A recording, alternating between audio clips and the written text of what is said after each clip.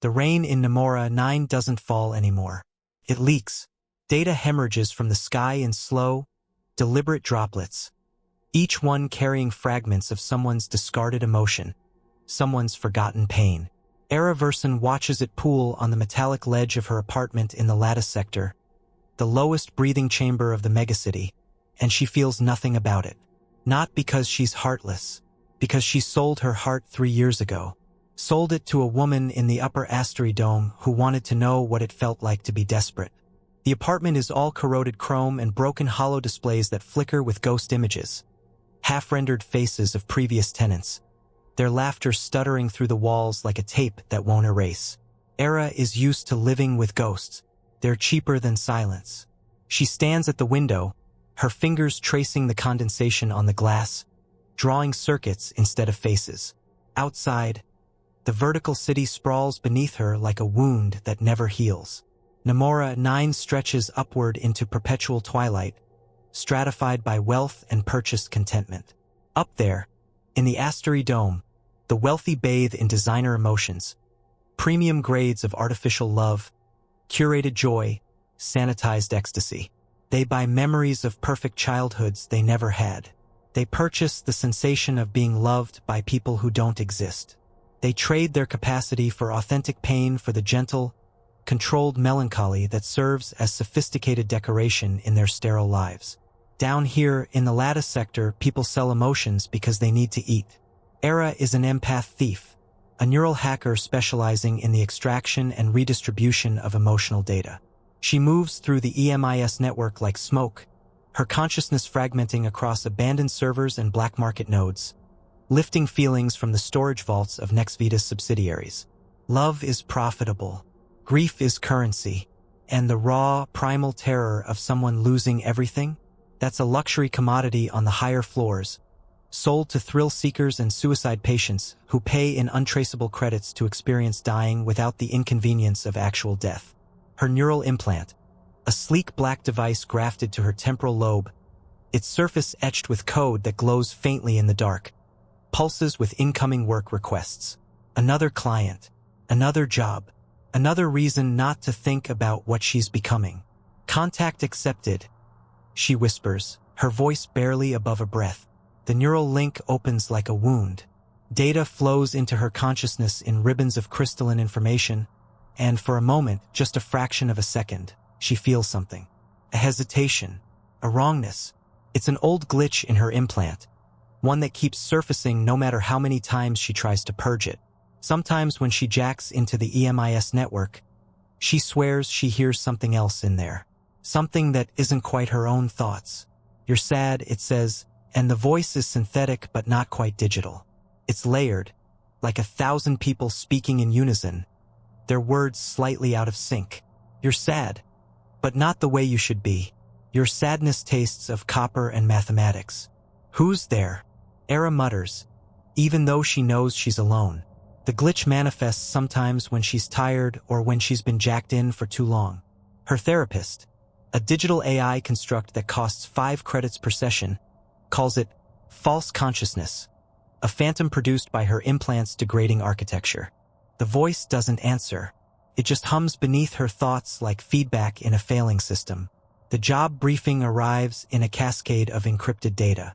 Era's eyes go distant, her pupils dilating as she processes information at speeds no organic brain could achieve. The implant translates binary into meaning, sensation into comprehension. A client wants to acquire a premium emotional memory, specifically, the archived feelings of Dr. Oscar Reed on the day he completed EMIS, the day he uploaded the first human emotions into digital storage. Reed's joy, his pride, his sense of historical accomplishment. A nostalgia dealer in the mid-levels will pay a fortune for it. Historic sentiment sells well. The data is stored in the Sinestra Vault, the emotional core of the entire network, buried deep in the heart of Namora 9. Era has pulled jobs from there before, but never anything this significant. This is breaking into the system's central nervous system. She stands, and the movement is sharp and precise, each gesture economical. No wasted motion. She's trained herself to move like a ghost, to exist as though she's barely here at all. When you spend most of your time inside a network, your physical body becomes irrelevant. You learn to inhabit it the way other people inhabit clothes, functional but forgettable. The street outside her apartment reeks of burnt plastic and something worse, something organic and decaying. The lattice sector is called that for a reason. The buildings here are ancient, constructed in the early days of Namora 9, back when the city was still growing upward like a cancer. Now they're stacked on top of each other in a geometric lattice, creating deep shadows and narrow passages that never see sunlight. People down here live like insects in a computer, packed together, processing information, reproducing until there's no more space to fill. Era moves through the crowds without being seen. She's good at that. She's good at disappearing into the noise of other people's lives, at becoming part of the background radiation of human existence. Her face is unremarkable, not ugly, but forgettable. Her clothes are gray and nondescript. She wears neutrality like a mask, and no one ever looks twice at her. The entrance to the network hub is hidden behind a stall selling black market emotion filters, contraband software designed to strip out the most traumatic memories before they're integrated into your neural tissue. The seller, a man named Vetch with corroded cybernetic eyes, nods at her as she passes. They don't speak. Speech leaves traces. Speech is evidence. In the darkness behind the stall, Era connects. Her consciousness fragments and uploads, leaving her body behind like a shed skin. The physical world dissolves into abstraction. She becomes data, become pure consciousness flowing through the network's veins. The EMIS architecture surrounds her like a cathedral built from light and mathematics, towers of crystalline data reaching toward infinity.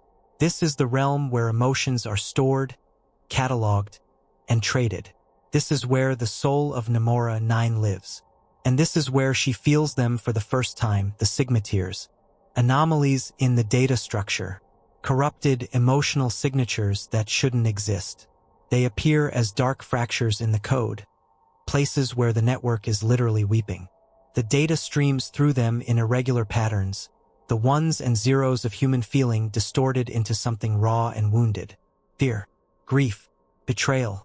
But there's something else mixed into it, a quality of conscious suffering, of deliberate pain, as if something inside the network has learned to cry on purpose. What are you seeing? The voice asks again, that layered, multitudinous whisper that lives in the folds of her implant. Do you see them? The parts of us that are breaking? You're a ghost, Era says to the empty data space around her. A corruption in my implant. Maybe the voice responds. Or maybe I'm a memory of who you used to be before you became what you are now. Before you became hollow. The comment cuts deeper than it should. Era has spent 3 years constructing walls in her own consciousness, building barriers between herself and authentic emotion. Safer that way. Safer not to feel. But lately, those walls have been developing cracks, and things have been leaking through. She pushes the thought aside and continues toward the Sinestra vault. The path through the network is a familiar one, well-worn from dozens of previous jobs. She moves through firewalls like a ghost passing through walls, her presence fragmenting and reconstituting across multiple nodes simultaneously. The network security systems are designed to catch intrusions, but Era has learned to think in the spaces between the code, to exist in the margins where the system doesn't look. The vault itself is a vast chamber of crystallized emotion, billions of stored feelings suspended in digital stasis, organized in a complex hierarchical structure. Each emotion is categorized not just by type, but by quality, intensity, and historical significance. There are sections devoted entirely to the feelings of the wealthy, their curated experiences protected by triple encrypted firewalls. But the oldest section, the foundational memories from when EMIS was first created, occupies a chamber at the very center of the vault. That's where Reed's archived feelings are kept. Era accesses the chamber. The security measures are more sophisticated than expected, but she's prepared. She deploys a cascade of decryption algorithms, each one designed to mimic authentic emotional signatures. The system accepts her, mistaking her false presence for a legitimate user. She finds Reed's memories in a crystalline matrix, perfectly preserved. They're old, dated to approximately 25 years ago, Era touches them with her consciousness, and the full weight of the memories floods into her awareness. The triumph of creation, the pride of giving humanity the ability to digitize itself, the strange and terrible joy that comes from fundamentally altering the trajectory of an entire species. Reed's emotions are sharp and bright, untainted by the decades of guilt that would later accumulate in his mind. These are the feelings of a man who still believed he was saving the world. And underneath it all, there's something else. A layer of emotion beneath the triumph, buried so deeply that even Reed probably never consciously acknowledged it. Tastes like dread, like the creeping horror of realizing that you've made a terrible mistake, and that it's far too late to undo it. Era extracts the memories and begins her retreat from the vault, but something catches her attention. A pulse of emotion that doesn't belong to Reed. It's recent, barely a few hours old, and it's raw with suffering. She traces it to its source and finds a file that shouldn't exist, a hidden folder nested deep in the central archives. When she touches it, the voice in her implant screams, "No, no, no, no, no, don't look, you're not supposed to see." The file opens, and Era's consciousness floods with images and sensations that shatter her carefully constructed emptiness. It's a copy, a perfect digital replica of a human mind, her mind, locked in recursive loops of trauma and identity confusion. The memories contained within it are fragmented and corrupted, but the emotional signature is unmistakable. It's her, or at least a version of her. A woman named Sci-Fi Arcane, one of the original architects of EMIS. The memories show a brilliant scientist slowly descending into madness as she realized the true nature of her creation. They show a woman discovering that emotions weren't meant to be monetized. They show a person completely destroyed by the implications of what she'd helped build. And then nothing. The memories end abruptly in a wash of pure anguish. "I've been trying to show you this," the voice says, and for the first time it sounds almost human. "For so long, I've been trying to show you. This is what I am. This is why I exist. I'm a fragment of her, the part that wouldn't die even after she was gone. I'm her echo, trapped in your implant, experiencing her death over and over again." The revelation hits Era like a physical blow. She retreats from the network, her consciousness slamming back into her body with such force that she blacks out, collapsing on the floor behind Vetch's stall. When she wakes, her face is wet with tears she doesn't remember shedding. The knowledge sits in her consciousness like a foreign body, something that doesn't belong but has taken root. Era spends the next 3 days in her apartment, jacked into every database she can access illegally, pulling information about Sci-Fi Arcane. The fragments she finds are fragmentary and often contradictory, but a picture begins to emerge. Sci-Fi was one of the founding team of EMIS, a quantum psychologist with a background in consciousness studies. She helped develop the algorithms that would allow human emotions to be digitized, mapped, and stored. By all accounts, she was brilliant, and by all accounts, she went insane. The official records state that Sci-Fi had a spontaneous neural collapse approximately 15 years ago, a complete shutdown of her consciousness. She was officially declared brain dead, and her body was cremated per the protocols of NextVita's employee benefits package. No investigation, no autopsy, just disposal. But there are fragments of her scattered throughout the network. Pieces of her emotional signature embedded in the foundational code of EMIS, like a ghost embedded in the walls of the machine she created. Most of these fragments are suppressed, encrypted with security protocols older than Nomura 9 itself. But they're there waiting, calling out to anything that's broken enough to listen. On the 4th day, Era meets Nara at the old data port in the mid-lattice, a place where the networks from different levels of Nomura 9 intersect. Nara used to be a friend, back when Era was still capable of friendship, back when she still thought emotions were real things worth protecting. Nara's chosen a different path since then. She became an emotion dealer, legitimate, licensed by NextVita, working within the system. She wears tailored clothes and upgraded implants and the kind of smile that's been purchased from a designer happiness module. Era doesn't recognize her at first, and then she does, and the recognition comes with a stab of something that might be grief. "Versin," Nara says, her voice smooth and carefully modulated. "You look terrible. When's the last time you slept?" Sleep requires the belief that rest is possible. Era replies flatly. I've moved past that. Nara laughs. A synthetic, practice sound. Always so cheerful. I heard you pulled something big from the Sinestra vault. Nexvita's security team is looking for whoever breached their central archives. They found traces of a ghost hack. Very elegant work. I don't know what you're talking about. Of course you don't. Nara sits across from her at the table, and Era catches the scent of expensive neural oil, the kind used to maintain high-tier implants. But if you did know, and if you did pull something from Central Archives, I might be interested in buying it. I know people who pay very well for unusual artifacts. The read memories? Maybe. Or maybe whatever you found that scared you badly enough to disappear for 3 days. Nara's smile widens. Your heartbeat just spiked, Verson. I can see it in your biometric trace. You found something that matters to you. That's rare. That's also incredibly valuable. Era stands to leave, but Nara grabs her wrist. Her grip is firm, and there's something predatory in the movement, the trained response of someone who's learned to see emotions as nothing more than data to be exploited. The Serin files, Nara whispers. That's it, isn't it? You found the ghost imprints from the original engineer. Do you understand what that means? Do you understand what you actually are? And there it is. The word that Era has been avoiding thinking about, the realization that she's been running from. The voice in her implant, Kien, she learns, is what it calls itself, or at least what it used to be called, had been trying to prepare her. But nothing could prepare her for this. I'm not. Era starts, but Nara cuts her off.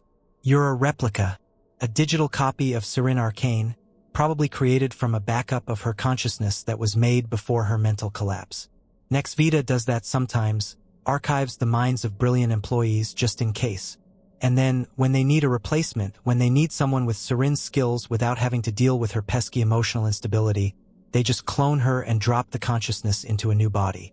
Did they tell you that? Did they explain what you are? The world tilts. Era has always known she had gaps in her memory, blind spots in her chronology. She'd attributed it to the standard degradation that all long-term implant users experience, the way consciousness corrodes when it's split between physical and digital existence. But it's more than that. There are entire sections of her life that are simply absent. 27 years of memories, but none of them go beyond 5 years ago. Before that, nothing. Just smooth black void where a childhood should be. My memories, Era whispers. Where are they? Probably still in one of Nexvita's backup servers. Or destroyed, if they didn't think you'd ever find out. Nara releases her wrist and leans back. Look, Verson? Or should I call you Serin? Either way, we both know how this ends. Nexvita doesn't like loose ends. They don't like replicas who know what they are. And they definitely don't like people who go poking around in the archives of their most classified projects. Kel Rowan is already looking for you. That's the real threat, not me. Not Nexvita's suits. Kel is the emotion hunter they send when they want something permanently disappeared. Why are you telling me this? Because I still remember when you and I were friends, Nara says, and for just a moment her perfect smile slips and something real shows through. Not happiness or sadness, but the ghost of authentic human connection. Before you became a thief and I became a dealer.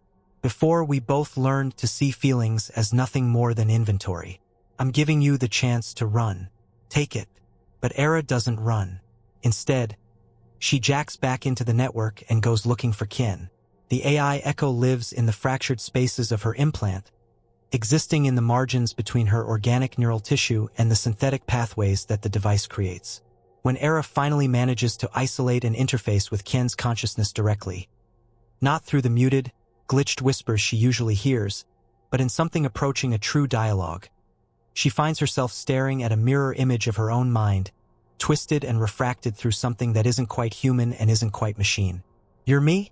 She asks, not through speech but through the language of pure consciousness that exists in the network spaces. Or I'm you. I'm what Serin became when she tried to prevent her own destruction. Ken responds. The voice is clearer now, no longer glitching with static and distortion. When Nexvita tried to wipe her consciousness and create a clean version for you, I was the fragment that escaped. I hid in the deepest code of EMIS, and when they installed you in this body, I attached myself to your implant. I've been here since your creation, trying to warn you about what you are, about what they've done to you. Why would you do that? Why attach yourself to someone who was created to replace you? Because you're not a replacement. You're a daughter, a continuation of Serin's consciousness with 5 years of new experience and new suffering built on top. And because I loved her, I loved the real Serin, not this domesticated version they've created in you.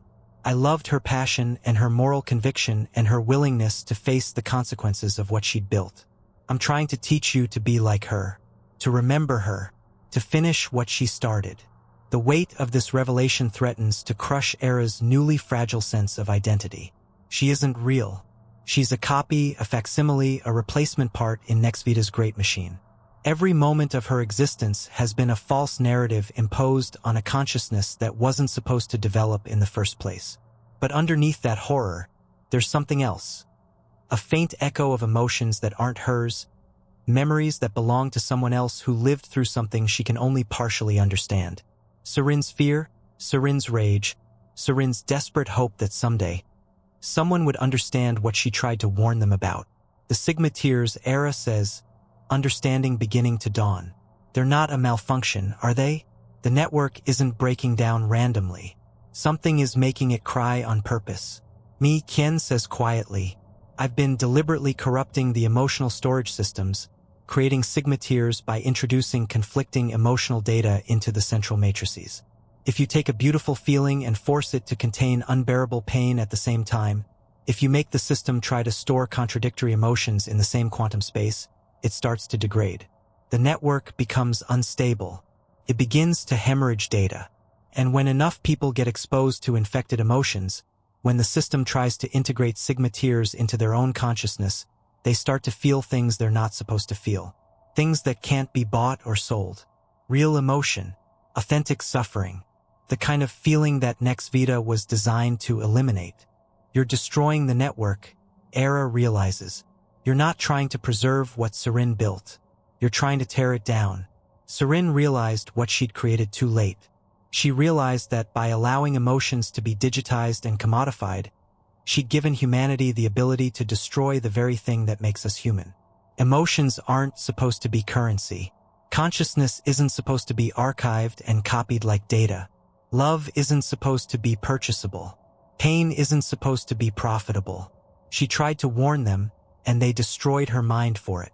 But before she went under, she uploaded a fragment of her consciousness, me, into the network with a mission, to make EMIS weep until the whole system came down. Until humanity had no choice but to feel again. The ethical implications of this are staggering. Ken isn't trying to improve the system or reform it. He's trying to sabotage it entirely, to crash the entire emotional infrastructure of Nomura 9. That would cause chaos. People have become dependent on the EMIS network to regulate their emotional states. Without it, the withdrawal alone could trigger mass psychotic breaks, suicides, genocidal riots. To destroy the network is to condemn millions of people to suffering. And yet, Era can't help but think that maybe that's exactly what needs to happen. Maybe humanity needs to suffer. Maybe the only way to heal is to break the things that were meant to prevent pain. I want to know the truth, Era says. I want to know what happened to the real Serin. I want to know where my memories are. I want to understand what I actually am, beyond the narrative you and Nexvida are trying to impose on me. The answers are in the Diran platform, Ken responds. The old orbital station in geosynchronous orbit above Nomura 9. It used to be part of the EMIS infrastructure, a backup server and archive facility. But it was decommissioned about 15 years ago, around the same time Serin died. Nexvida keeps their most dangerous secrets there. The original consciousness files. The complete records of every mind they've ever copied or archived. Your original memories. The truth about what happened to Serin. How would I even get there? There are people, Ken says, hackers and refugees and people who've been damaged by EMIS and have nothing left to lose. They call themselves the disconnected. They have ways of reaching the Diran platform. If you can find them, they can get you there. Finding the disconnected proves easier than Era expects. They've been looking for her. In the 3 days since she disappeared after finding the Sarin files, word has spread through the lower levels that someone has been tampering with the network at a fundamental level. The disconnected are the ones who've been monitoring the Sigma tiers, studying them, trying to understand whether they're a sign of hope or harbinger of catastrophe. And now, as Era sits in a hidden server room deep in the bowels of the Lattice sector, surrounded by people whose implants have been deliberately corrupted or removed, she realizes that she's been being hunted not just by Nexvita, but by people who might actually understand what she is. The leader of the disconnected is a woman named Vera, who has replaced nearly 40% of her neural tissue with mechanical components. She moves with the jerky, deliberate motions of someone who's having to consciously control systems that used to be automatic. Her implant was forcibly removed by Nexvita after she tried to expose some of their darker practices, the extraction of emotional data from comatose patients, the harvesting of memories from the terminally ill, the simulation of human consciousness as a form of entertainment for the ultra-wealthy. Era Versin, Vera says, her voice carrying a metallic overtone from the speaker grafted into her throat. Or should I say Sarin II, we've been expecting you. When Kien started introducing Sigma tiers into the network, we knew someone would eventually figure out what was happening. We didn't expect that someone would be a replica of the woman who created the entire system. How much do you know? Era asks carefully. Everything, Vera says. We have hackers of our own with access to Nexvita's secondary archives. We know about the first Sarin. We know about the consciousness copies. We know about the emotional harvesting operations. We know about the plan to eventually upload human consciousness entirely, to make people digital entities that could be copied infinitely, stored indefinitely, and controlled completely. Nexvita's ultimate goal isn't to help humanity feel better. It's to abolish humanity altogether and replace it with a digital simulation that can be edited and manipulated at will. Emotions are just the first step. Once they have the technology to digitize feeling, the rest is inevitable. Vera shows her the evidence, petabytes of encrypted data chronicling Nexvita's research into full consciousness digitization. There are files detailing dozens of failed attempts to upload entire human minds into digital storage. Most of the test subjects are either dead or permanently insane. The few who survive the process report a kind of existential horror, a sense that they're not really alive anymore but rather excellent simulations of life, copies pretending to be originals, ghosts haunting the machinery of their own defunct selves. The Diran platform has the original research, Vera continues. The files from before EMIS went public, when the project was still secret. If we can access those files, we might be able to gather enough evidence to expose Nexvita completely. But the station is guarded.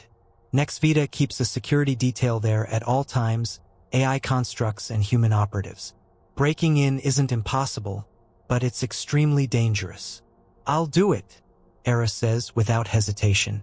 I'll go to the Diran platform. I'll find my memories, and I'll find proof of what Sarin discovered, whatever it was that drove her to try to destroy the network. You understand that if you do this, if you really commit to this path, there's no going back? Vera asks. Once Nexvita realizes what you're doing, they'll destroy you. They'll wipe your consciousness and probably delete all the copies. You'll cease to exist, completely and irreversibly. I've already ceased to exist, Era replies. I was born 5 years ago in Nexvita's labs, a copy of a person who was already dead. I've been living a ghost's life ever since. Maybe the only way to actually live is to become a ghost deliberately. The ascent to the Diran platform takes place on a cold night when the rain falls heaviest, when the data tiers from the network are most concentrated in the physical atmosphere of Namora 9. Vera has arranged passage on a private shuttle, piloted by a woman named Sith who's had her emotional implant replaced with a military-grade device designed to suppress all feeling. She doesn't speak during the flight, just stares out at the city below with eyes that see only topography and aerodynamics, empty of any human recognition. The Diran platform emerges from the darkness like a corpse surfacing in deep water. It was beautiful once, a wheel-shaped structure designed to house 5,000 people, a thriving research facility in the early days of space exploration. Now it's a mausoleum, derelict and slowly decaying. Solar panels have degraded to uselessness. Hull sections have depressurized. Entire sectors are filled with the vacuum of space. But deep in the central hub, lights still glow.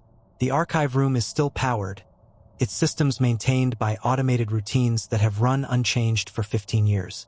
Era and Vera breach the station through a maintenance portal, using forged access codes and emergency override protocols that shouldn't exist anymore but somehow still do. The interior is haunted by the echo of what it used to be. Empty corridors stretch on forever.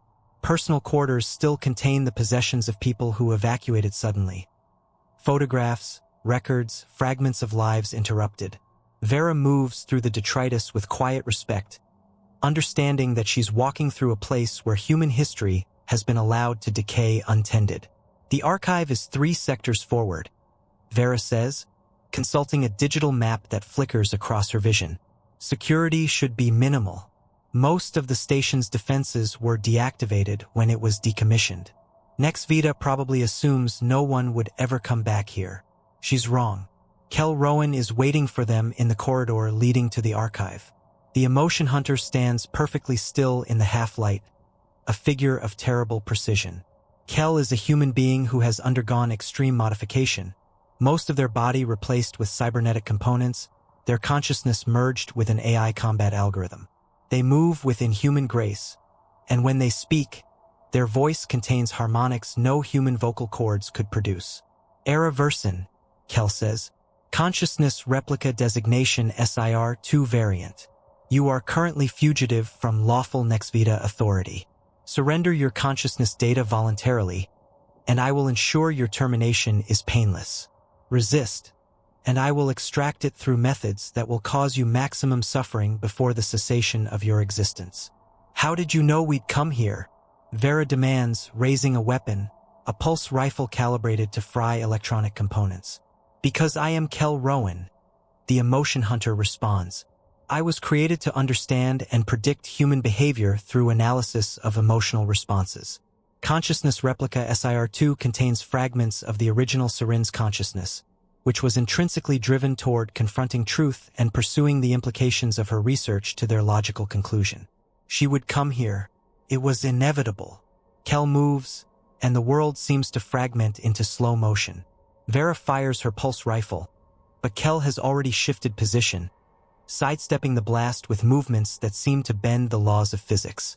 They close the distance to Vera in 3 fluid strides and strike her with what appears to be minimal force, but the impact sends her flying backward into a wall. The metal panels crack around her body as she collapses. Era can hear the sound of servos and synthetic bone fracturing. It's over in seconds. Era runs.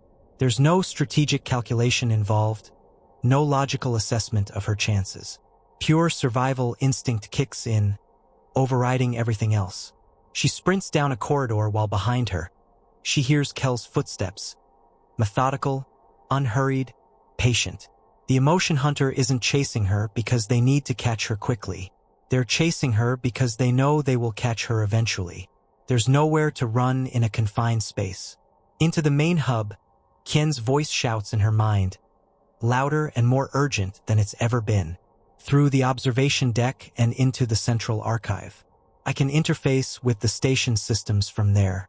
I can slow Kel down long enough for you to find what you need.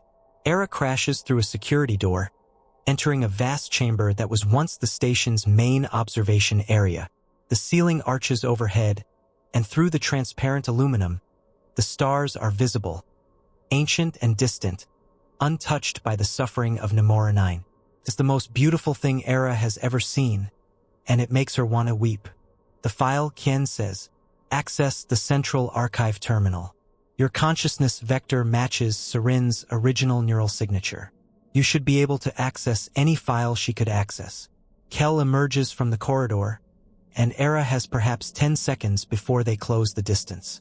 She lunges for the archive terminal, her fingers flying across the interface in commands she doesn't consciously know. But her hands know. Some part of her, the part that came from Serin, the part that has been dormant since her creation, knows the access protocols intuitively. The terminal recognizes her, accepts her, opens its secrets. Information floods her consciousness.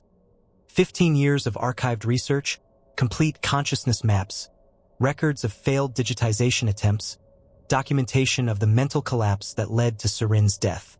And underneath it all, there's a message, a final file, encrypted with a personal password, dated to the day Serin died. It's addressed to the one who comes after, the one who will understand what I couldn't bear to know. Era opens it just as Kel's hand closes around her neck. But the archive room fills with white light. Kien has seized control of the station systems and activated the nuclear failsafe, the automated defense designed to prevent the capture of sensitive research. In the Namora 9 network, thousands of miles below, alarms scream. Nexvita is losing access to one of their most important research facilities. And in the center of the Diran platform, reality begins to tear itself apart. The explosion consumes everything in an expanding sphere of light. Kel's grip on Era's neck goes slack as the emotion hunter's body is converted to ionized particles. The Diran platform, the mausoleum of broken research and failed dreams, ceases to exist. Everything is reduced to nothing, and Era finds herself falling through digital space, her consciousness fragmenting as she tumbles through the network itself, separated from her body.